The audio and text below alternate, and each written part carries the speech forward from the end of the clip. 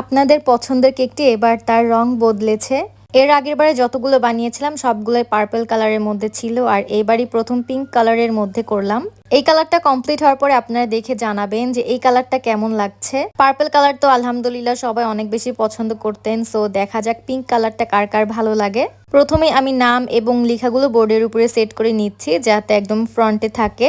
এরপরে বাকি যে জিনিসগুলো আছে ওগুলো আমি একটা একটা করে বসাবো। প্রথমে মাঝখান বরাবর ডলটা বসিয়ে দিচ্ছি, আর ডলটা বসানোর সময় আমি সবসময় এভাবে স্ট্রটা দিয়ে দেই, কারণ এই স্ট্রটা না দিলে ডেলিভারি টাইমে একটা মিনিটও কেকের উপরে এই ডলটা থাকবে না। সো এরপরে পুতুলের পিছনে আমি ফেদারটা দিয়ে দিচ্ছি একদম মাঝখান বরাবর। এরপরে আমি কিছু গোল্ডেন কালারের বল দিয়ে দিব। আপু আমাকে বলেছিল যেন গোল্ডেন কালারের বল ইউজ করি আমি। কালার অ্যান্ড কম্বিনেশন সবকিছু আমাকে ক্লায়েন্ট আপু দিয়ে দিয়েছিল, সো ওইটার মতো করে দেওয়ার চেষ্টা করেছিলাম। বলগুলো বসানোর পরে লাস্টে কয়েকটা পিঙ্ক কালারের বাটারফ্লাই দিয়ে দিয়েছিলাম, আর তারপরে সুগার বল দেওয়ার পরে কেকটা কিন্তু একদমই কমপ্লিট হয়ে গিয়েছিল।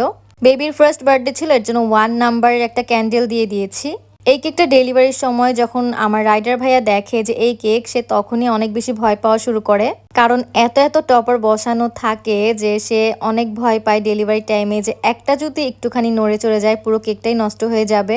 এর জন্য যখনই এই কেকটার অর্ডার আসে আমি রাইডার ভাইয়াকে আগেই বলে দেই যে এই কেকটার কিন্তু ডেলিভারি হবে কালকে। এখন পর্যন্ত আলহামদুলিল্লাহ এই কেকটা নিয়ে কোনো সমস্যা ফেস করতে হয়নি ডেলিভারি টাইমে। যারা কেক অর্ডার করতে চান তারা 2 থেকে 3 দিন আগে কেকের অর্ডার করবেন, আর কাস্টমাইজ কেক হলে 4-5 দিন আগে করে রাখলে আরো বেশি ভালো হয়। আমরা শুধুমাত্র ঢাকা সিটির মধ্যেই ডেলিভারি করে থাকি, আর আমার কেকটাও কিন্তু একদম কমপ্লিট। আপনাদের কাছে কেমন লাগছে আমাকে অবশ্যই কমেন্ট করে জানাবেন। ভিডিওটা ভালো লাগলে প্লিজ একটি করে লাইক, কমেন্ট এন্ড শেয়ার করে দিবেন। দেখা হবে ইনশাআল্লাহ পরের ভিডিওতে। সবাই অনেক ভালো থাকবেন। আল্লাহ হাফেজ।